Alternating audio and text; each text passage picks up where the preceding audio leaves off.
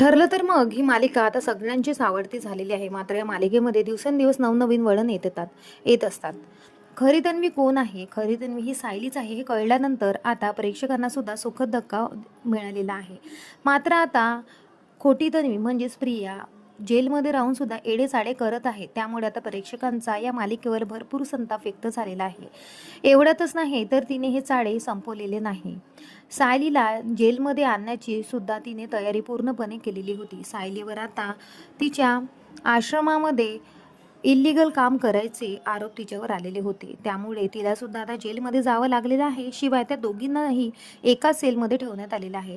त्यामुळे आता एकीकडे सायली तर दुसरीकडे प्रिया हे दोघीही आता एकाच जेलमध्ये आपल्या बाळांचं पोषण करताना आपल्याला दिसत आहे. दोघीही प्रेग्नेंट असल्यामुळे तन्वी आता सायलीला सडेतोडपणे म्हणते की तुझं बाळसुद्धा आता इथेच वाढणार. तू मला या जेलमध्ये पाठवलं होतं ना. त्यामुळे सायलीसुद्धा तिला सडेतोड उत्तर देते की तू बघस माझ्या बाळाचा जन्म होणार, परंतु इथे नाही तर बाहेर. त्यामुळे आता मालिकेमध्ये प्रचंड एक वेगवान वळण येताना आपल्याला दिसणार आहे. मात्र आपण आता हेही बघणार आहोत की दिग्दर्शकाने व लेखकाने आता या मालिकेला एक वेगळी वळण द्यायला सुरुवात केलेली आहे. ज्याप्रमाणे सायली आणि प्रिया हे दोघीही बदललेल्या होत्या, म्हणजे प्रिया खोटी तन्वी बनून सुभेदाराने किल्लेदारांच्या घरात शिरली होती, त्याचप्रमाणे आता तोच खेळ ती परत एकदा खेळणार आहे.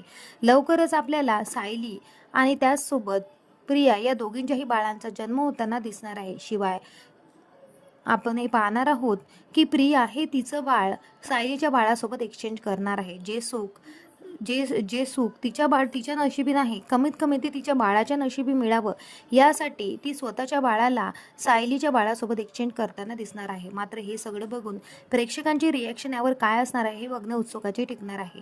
त्यामुळे आता सायलीला कळणार का की तिचे बाळ कोणते आहे, तिचे खरे बाळ कुठले आहे. ही मालिका अजून जास्त वेगवेगळ्या वळणावर येऊन पोहोचणार आहे. तर तुम्हाला याबद्दल काय वाटतं? तुमच्या प्रतिक्रिया नक्की व्यक्त करा. भेटूया परत. धन्यवाद.